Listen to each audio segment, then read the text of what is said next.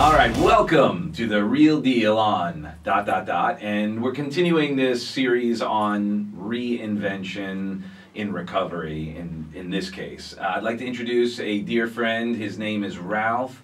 We met a little over 5 years ago when he came through our treatment center here at Palm Partners and Palm Healthcare, and he has become an extraordinary servant leader to the community, to the environment, and as well as working with us at the organization.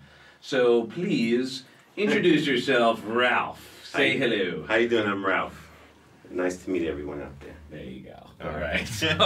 So the reason why we wanted to have you come and have this conversation was a couple things. One, what you've accomplished in the time that we first met is extraordinary. Yes. And what I mean by that as well is you're probably one of the most grounded and yet happy-go-lucky people here. You've always got the biggest smile on your face. You live, give, and love with such tenacity. It's amazing. And then when you came and spoke for our community, Heidi and I were blown away. We were just like so proud of how you are just rocking it.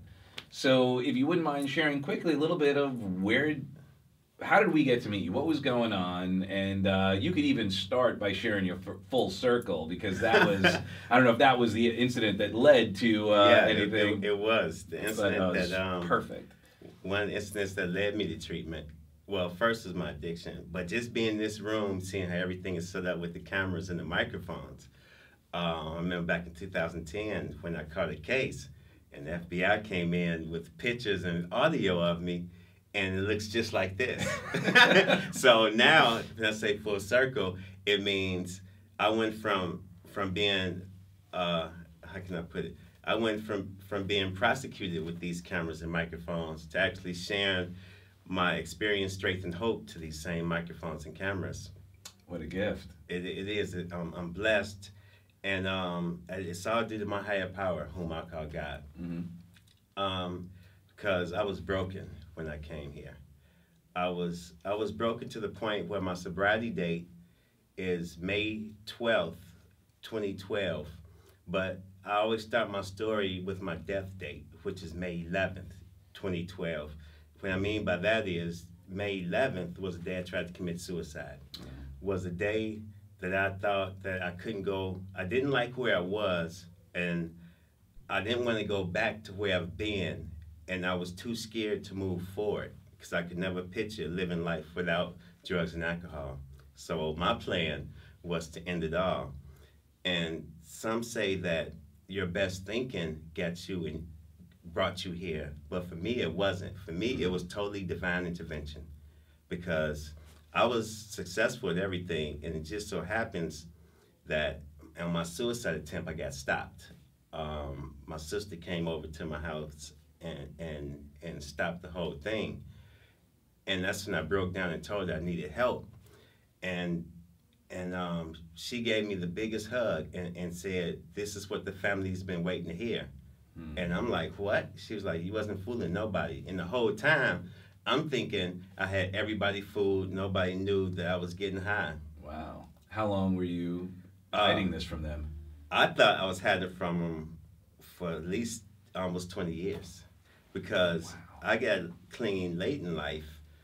But my whole childhood from, I want to say from 8th grade on to my 40s, it had every aspect of my life included drugs and or alcohol. Right. I can't picture a time where I didn't live without either one. And that's what got me here.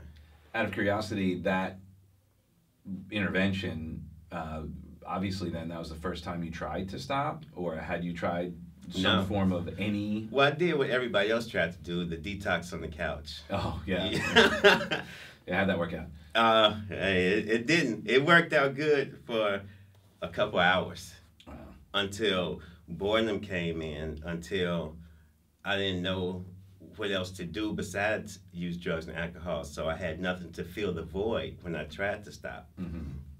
And so that's kind of what led to my attempted suicide, was because I didn't know what to do.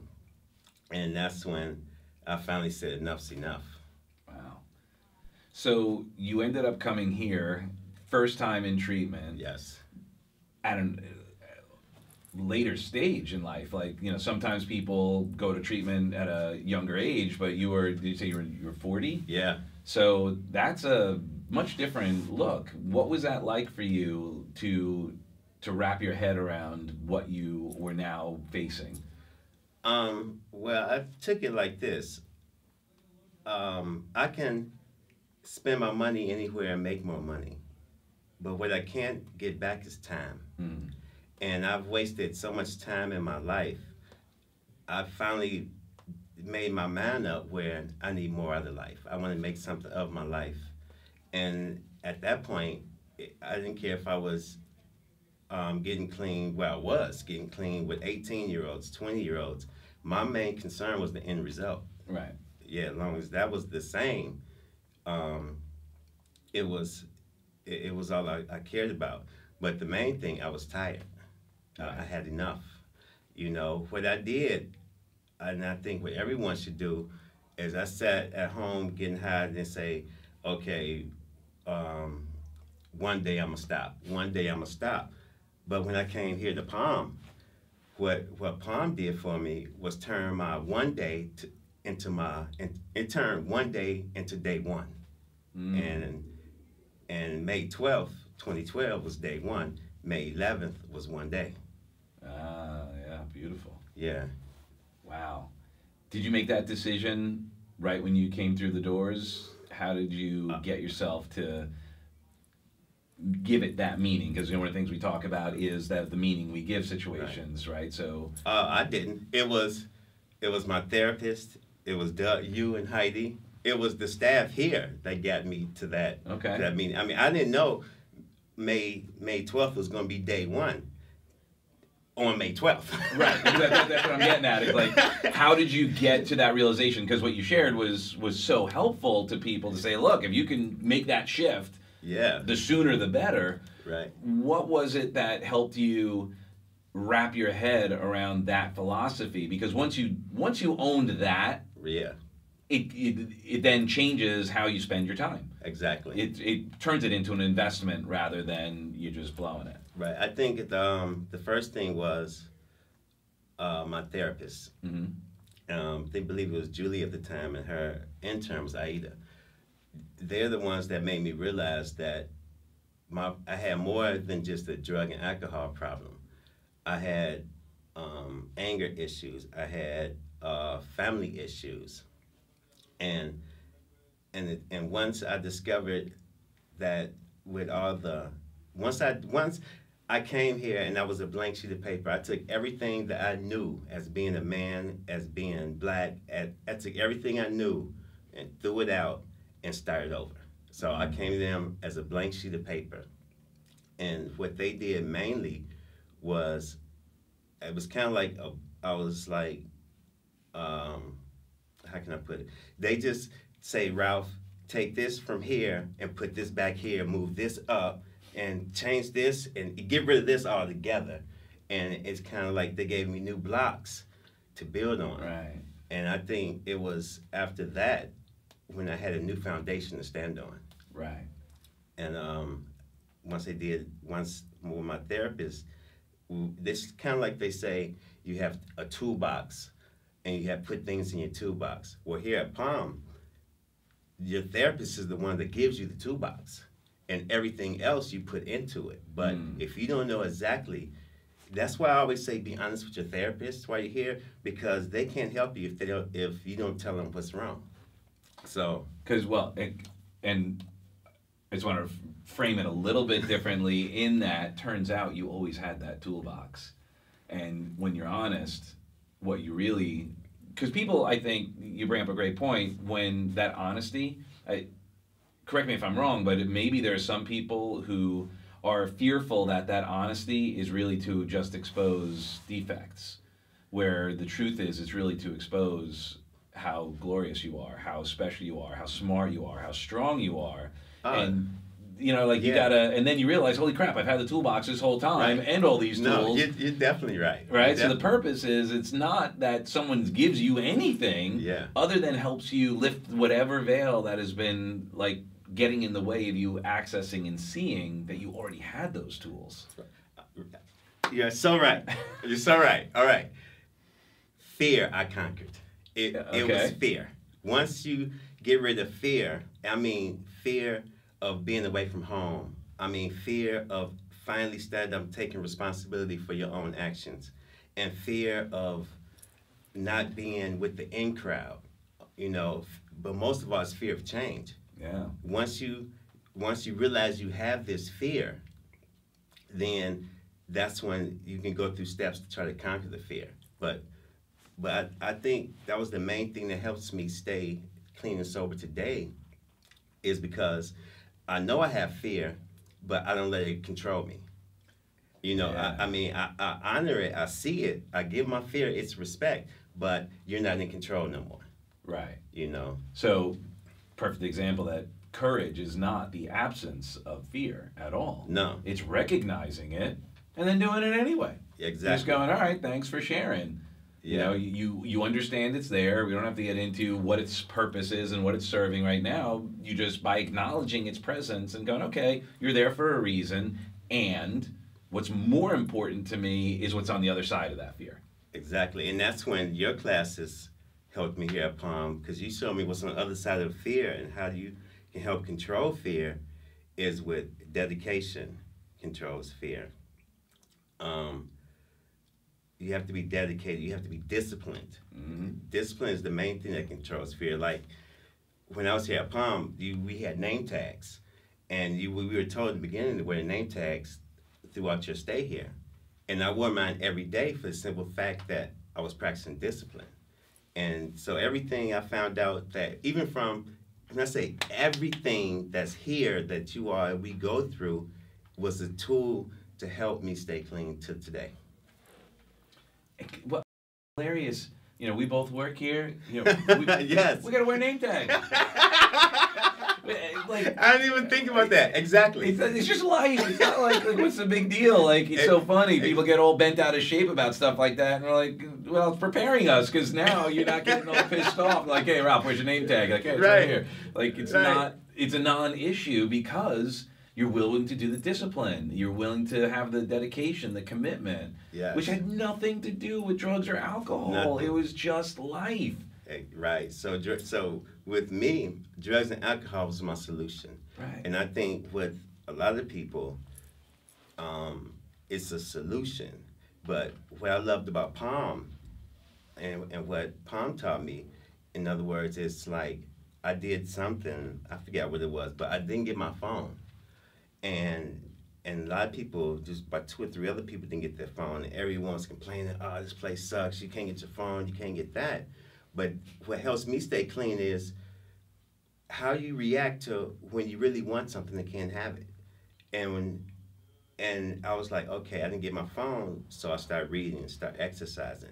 But even when I left Palm, it's the same with drugs. When you really want to get high and you know you can't, and because you know what the outcome is going to be, how are you going to react? Mm-hmm. So incidences like not getting your phone and incidences where you want to do something and you can't should be a tool as, all right, well, how am I going to cope with wanting something that everybody else has and I can't have mine? Mm. That's the same what helps me stay clean.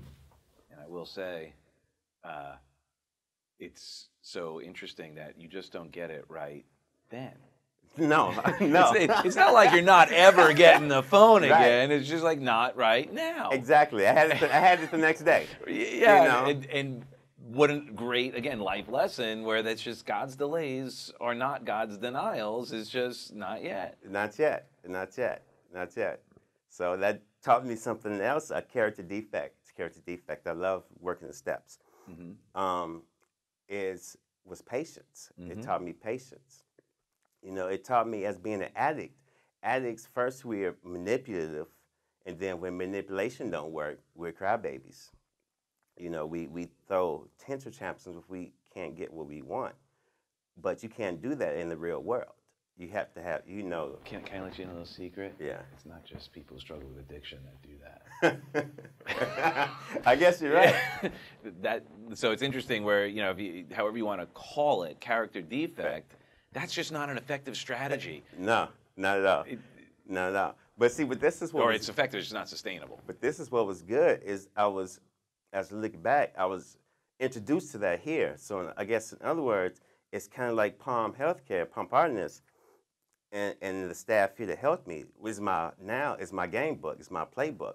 So I can go to a situation that I have in life now, and think back when I was at Palm. Well, how did I handle when I didn't give it I want, or how did I handle fear, or when I'm all upset, what I learned does class to change my state to get me out of this funk to move ahead, or I got to share like with Heidi in her class, and how did I learn about relationships?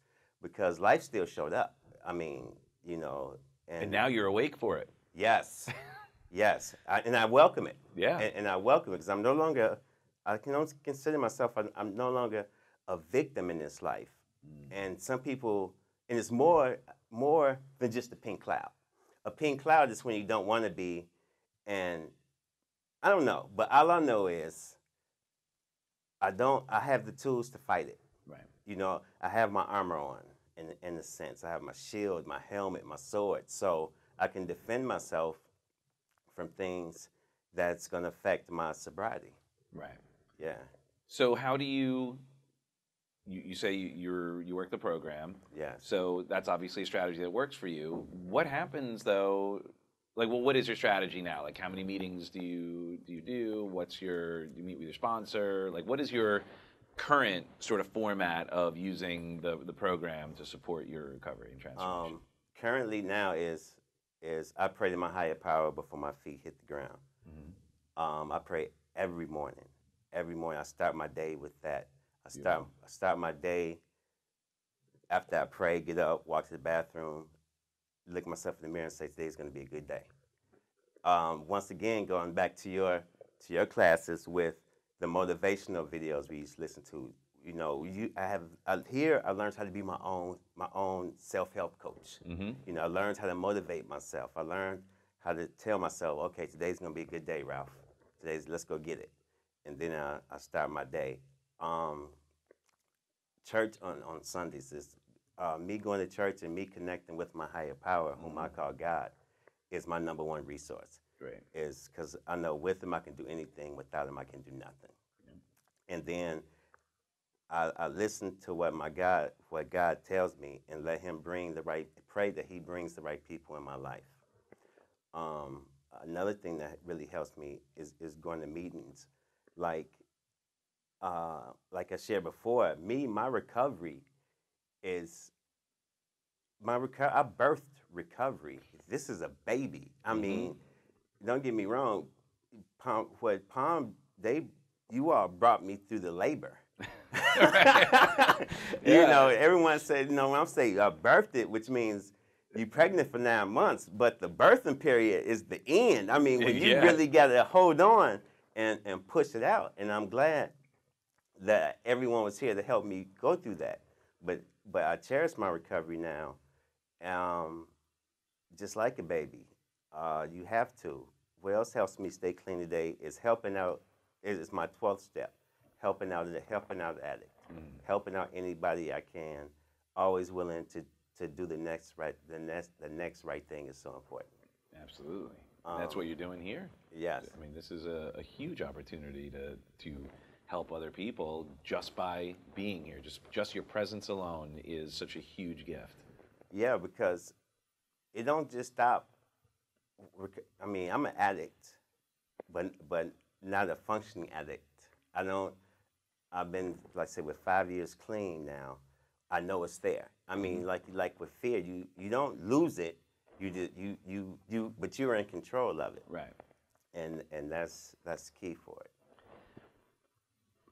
One of the things that you shared, and I've used it as an example of showing the simplicity of some of the things that we teach here. Yeah. Is it's very sad. My my heart goes out to you and condolences for the loss of your brother. Right. But when you shared what you did, share what you did when you found out that, you know, that incredibly painful experience. Yes. What did you do? I started exercising, started doing jumping jacks. I had to do something to change my state, because from learning here, you have a 5 second, I don't know what to call it. A window? A 5 second window in your mind before from what I learned here and from what Dr. Billy told me, your brain automatically want to take care of you. It don't want you to feel any pain. Right. So, but you have a 5 second window to make a decision before you go back to what's comfortable. Now, if I didn't start just doing jumping jacks right away, my brain would automatically click to get high, because that's how I cope with things. And so in order to stop that, I started doing jumping jacks and was able to change my state and then actually think. And I had actually been able to think it, let it, you know, dissect everything that's going on. You know, then start with the clear head and then move forward. But it's so huge to be able to change your state. You have to. And it's funny because 5 years has went past, and this is still like when I worked, I painted at Res, and I hear people talking about change your state. I'm telling yes. Yeah. You know. Why were they saying things like, "Oh, he's talking about change state, right? Jumping jacks." Yeah. Yeah. You know, but then once you conquer fear, and once you just say enough's enough. And one thing that I've learned at Palm and that you taught us, Doug, was your I ams will follow you. Your I ams will follow you. And the best thing that happened that you did was the Dickens Project. I don't know if you still do it. But for the longest, I was like, oh, I'm not this, I'm not that. And that's what followed me, was that all the negativity behind the I am. But once I said, I am special, I am somebody, I can make a difference. You know, I can have courage. You know, I can be a good son, father, friend, nephew, cousin. You know, then once I start putting positive things behind my I ams, it just blossoms in me. It just grows in me till it just consumes it. Yeah. Consumes me, and I love it. Because that's how you're hypnotizing yourself. Either way, right? You're doing it. So you beat yourself up, you get that result. You get that result. You praise yourself, you get that result. And that's one of the beautiful things about bringing that spiritual thing. And again, we could use the word God because everyone would know what that means. Yeah. The whole philosophy, the idea of we're made in God's image. Right. Well, if that's true, and I believe it to be so, man, how dare we pay small? Yes. We're dishonoring our Creator by basically saying we're no good, we're a piece of crap, I can't do this, I can't do that, because then we're actually dishonoring our Creator in the first place. Oh, you're so true. You're absolutely, that's 100% of everything right there. And that's why, like, I choose, like, some people, like I said before, some people say that the ocean is their God, or, you know, some people say it's energy. I just love the Creator more than the creation. Right. And when you do that, once you know that there is a supreme being, like I share with my sponsees. I have sponsees now. There you go. Wow. You're all grown up. What I share with them is this. If you bought a brand new car from GM and it breaks down, you're taking it back to GM. And if you bought a new washer and dryer or new anything and it breaks down, now the manufacturer tells you don't go back to the place where you bought it. They give you the manufacturer's address and you mail it back to the manufacturer. Well, if we break down, we have to go back to the person that made us. Yeah. And the person that made us is God. And that's what I did. I went to God and said, look, I'm broke. Can you fix? And he fixed me. He fixed me. I mean, I don't know if fixed me is the right word, but. Well, we're always work under progress, right? So, right. Well, yeah, I mean, it turns out you weren't broken. Exactly. That's why I don't know. That's what you're remembering. That's why I don't know if fix is the right word. Right, it's not, because you're never broken. You you had some perhaps broken patterns, some Right. strategies not sustainable, right? Drugs and alcohol not the problem; they were the strategy to deal with whatever anger issues, self-esteem issues, all of that stuff. Yeah. But then when you accepted your connection to your higher power, you realized that you're perfect exactly the way you are, with all of your Yes. foibles, with all of us. That's part of being life. And then once you accept it, just like the fear, then you just do what's necessary to deal with whatever opportunities we have coming up. Exactly. And we do that through the exercise, through the meetings, through the praying, through the meditation, through the service, through the adding value. And then we realize that by doing so, when we give to someone else, we're really giving back to ourselves. Oh, yeah. Because we're all part of something so much bigger. Yes, we're just a vapor. It's like I say, and it's time. Yeah. It's no matter what age you are, you cannot get time back. Nope. And I also know that besides that, my family deserves the best me I could be. Yeah. My friends deserve the best me I could be, and I deserve the best me I could be. And like I say, and that's what I realize now. You say once you know your value, everything changes. The demon, well, I call them demons, because to me, drugs and alcohol, drugs is nothing but the devil in the bag. Right. I lost, when I was a union painter in Chicago, I lost a $60,000 a year job for a $50 bag of drugs. I mean, it don't even fit on the scale, So that's why I know I'm in Florida now. That's why I know when I see palm trees, that's when I know Ralph messed up, because there's no palm trees in Chicago. So if I'm in Florida seeing palm trees, something went terribly wrong in my life in Chicago to bring me here. But now it's working for me. And I still can't believe that I actually work for the company.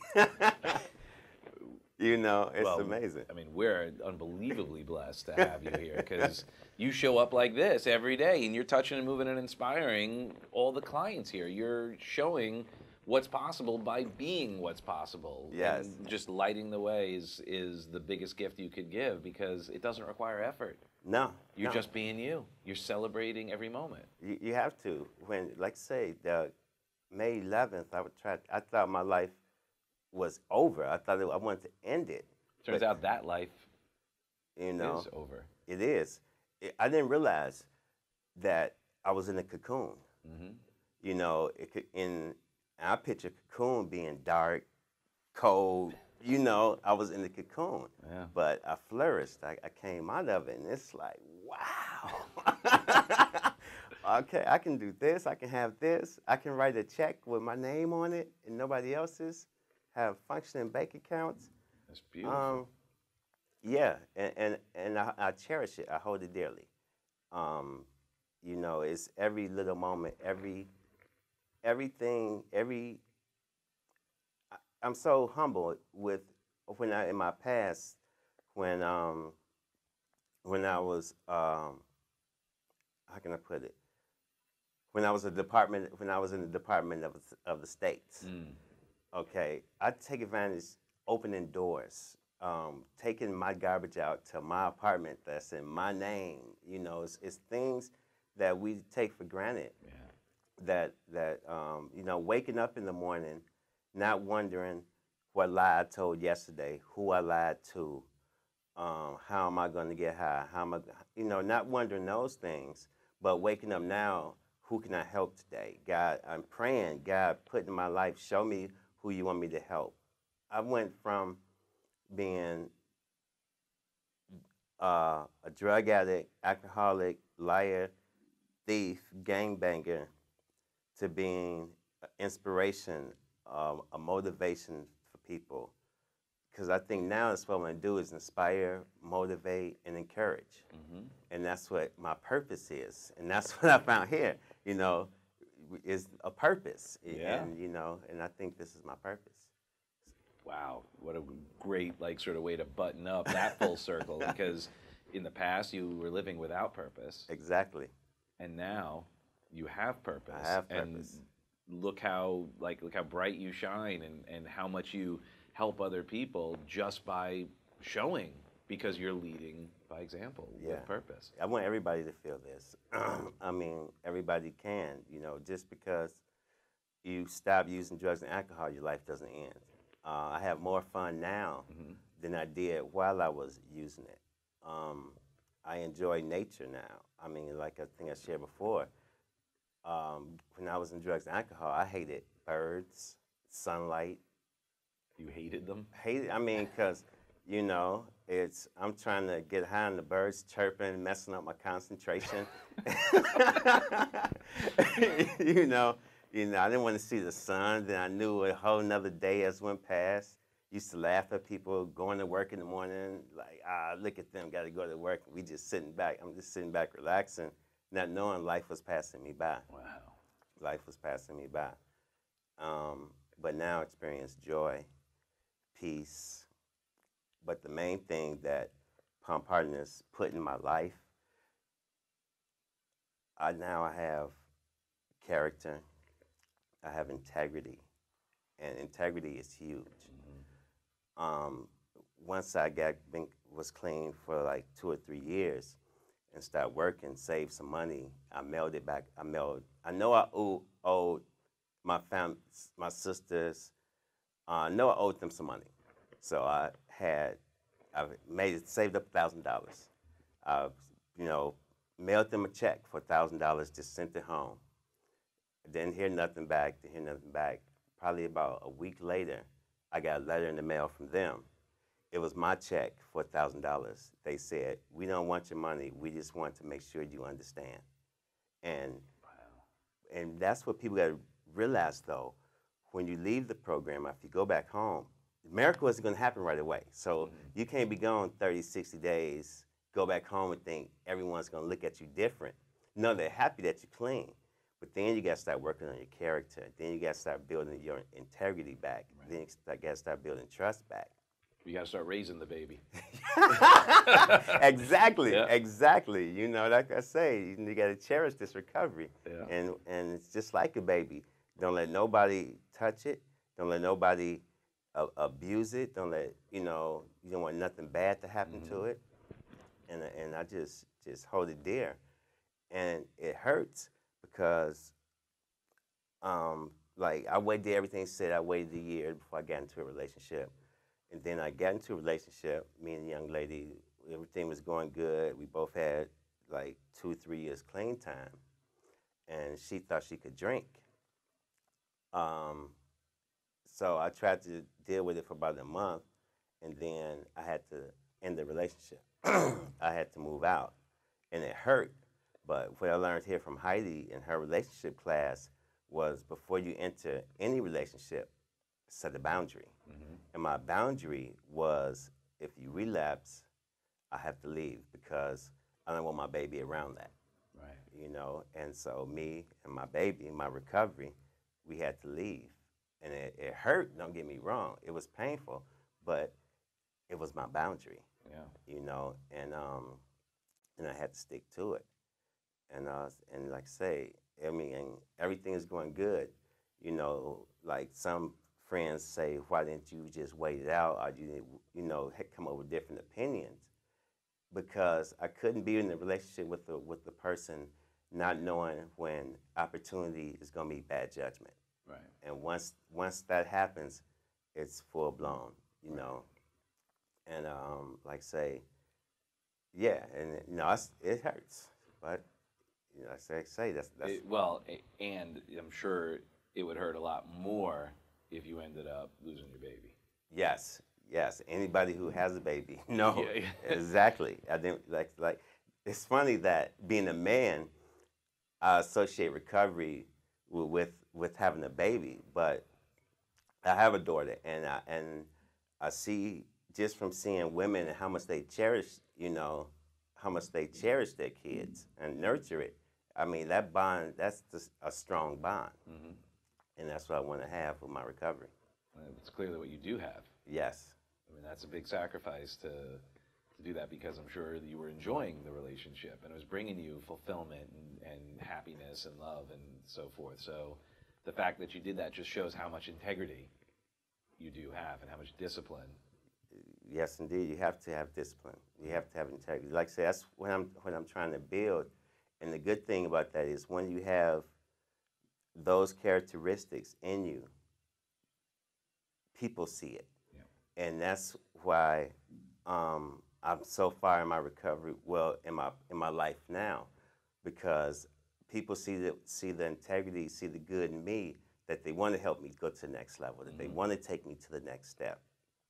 Like when I go to meetings and you meet people and, oh, you're a painter, yeah, well, wow, I need this done. I mean, once you make that first step, it's amazing.